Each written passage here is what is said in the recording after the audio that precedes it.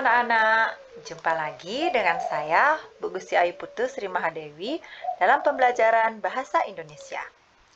Baik anak-anak, sekarang kita memasuki bab 2, yaitu kita akan mempelajari tentang bagaimana cara menyampaikan pidato persuasif.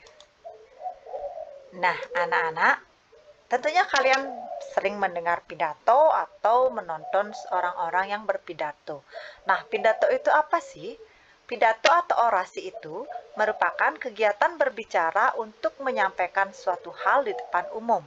Nah, hal yang disampaikan orator bisa berupa pendapat, gagasan, informasi, atau pesan-pesan tertentu. Pidato persuasif merupakan pidato yang berusaha untuk membujuk secara halus atau mengajak pendengar dengan menyampaikan pendapat, gagasan, dan alasan yang jelas, masuk akal, dan dapat dipertanggungjawabkan kebenarannya. Pidato persuasif merupakan bagian dari eksposisi. Tentu kalian masih ingat eksposisi, bukan? Nah, eksposisi digunakan untuk meyakinkan pembaca atau pendengar dengan menyajikan argumen dari suatu sudut pandang. Pidato akan menarik apabila sang orator mampu menyampaikan isi pidato dengan yang pertama, vokal yang jelas dan lantang. Kedua, intonasi yang tepat baik nada, tempo, ataupun jeda. Ketiga, memainkan ekspresi melalui bisa roman, kontak mata, dan gestur. Lanjut ya anak-anak, kita akan menuju ke langkah-langkah menyimpulkan isi teks pidato persuasif. Nah, apa yang harus kita lakukan?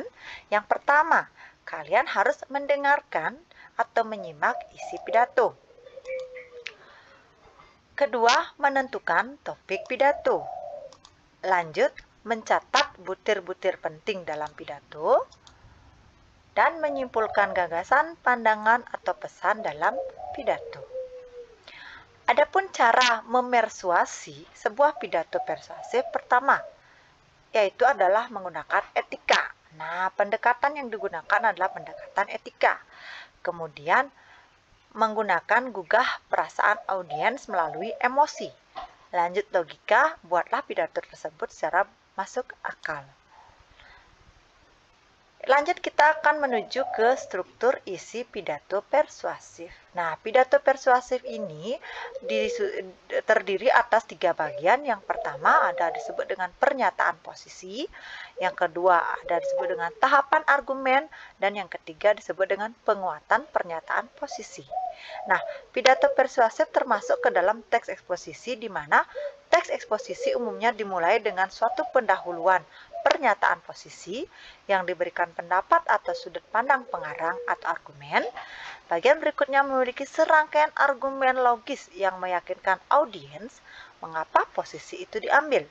Kemudian, simpulan merupakan atau menyimpulkan pandangan pengarang. Nah, kita akan menuju ke ciri kebahasaan teks pidato persuasif. Ciri kebahasaan teks pidato persuasif yang pertama ada yang disebut dengan nominalisasi atau pembendaan. Yang kedua ada modalitas. Yang ketiga bentuk pasif dan kata ganti orang.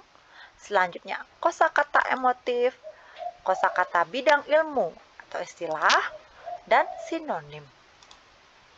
Nah, itu tadi pembahasan kita. Sampai jumpa lagi di video selanjutnya. Selamat siang anak-anak.